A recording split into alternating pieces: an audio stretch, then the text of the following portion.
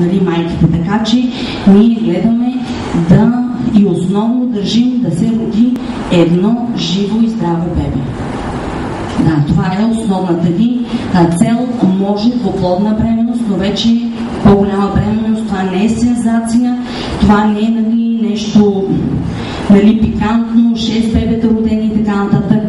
Те са родени, но после как ще се отглеждат и с какво развитие ще бъдат психическо, като пораснат по-големи, никой, нали, така гледа да не мисли за това. Така че всяка година нашата болница представя отчет за дейността си пред ЕШРИ, това е Европейската асоциация по човешка репродукция и ембриология, така наречения монитор, на който, нали, ние държим. Родилното отделение през миналата година са преминали 211 пациентки, нормално раждане 36, оперативно родоразрешение 175, някъде вървим към 80% секции. Знаете, че няма ценно бебе, всичките бебета са ценни, но може би заради това, че пациентите при нас са над 35 годишна възраст. Те са или оперирани, нали, преди това, или има някаква отежнена акушерска анамнеза, затова се прибягва повече към секциите, макар че тази година може да кажем, че нормалните ни раждания са малко повече.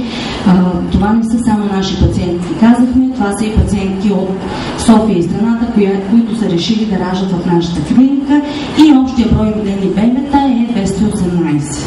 Аз присъствах в месец март на един световен конгрес на Националната академия по репродукция. Испанците и италианците дадоха процент на секциите в частните клиники над 60%. Би трябвало да бъде някъде около 23-25%. Така, и с какви услуги предлага нашата болница? Вече 2 години и половина имаме училище за бъдещи родители. Ние създаваме радост. Вижте бъдещите татковци как усърдно повиват куклите бебета и участват активно и са по-ентусиазирани от майките. Това са бременни жени и техните партньори, като общия брой училища, които сме провели миналата година, са 10. Те са по 3 модула, разделени на 3 секции, като нормално протичаща бременност, анестезия по време на раждане, нормално раждане, и нашата психоложка много добре така подковава бъдещите майки за раждането. Средният брой участници са около 20, училището при нас е безплатно, има и гимнастика за бременни и масаж за нововодени, както и много фирми участват с техните продукти. От тази година стартира и арт училище. Ежемесечно се провежда веднъж. В него участват пациентите, които в момента или тепърва им предстои някаква асистирана репродуктивна технология. На този курс, на това училище се задават много въпроси, обяснява се начина на стимулация, колко пъти на ден, какви изследвания се правят, как се поставят инжекциите, какъв да бъде режима. Обикновено след ембриотрансфера много пациентки се интересуват, естествено и нормално е, и как да се справим най-вече с емоциите и с душевното равновесие.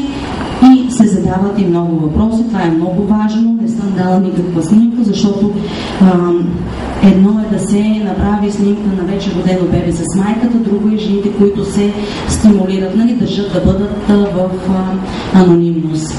Едно от нашите дейности е електронно списание за репродуктивно здраве, което се създава в нашата клиника и в което ние гледаме да включим новости, съвети, всичко от света на репродуктивната медицина, любопитна информация. Това са няколко от 15-те ни издадени до сега списания.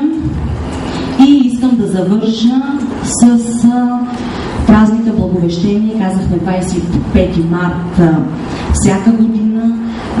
Доцент Щерев, такава е традицията, кани своите бебета на празника. Много е весело, децата си играят, пеят, получават подаръци, рисуват ни, и всеки път в залата има все повече бебета, които ни ни радват с повече детски усмивки, изпълват залата. Да ви кажа, големите деца вече не идват по-малките, те имат свои вече проблеми, нали, големите с възрастта, така че това са ни снимки от празника Благовещение.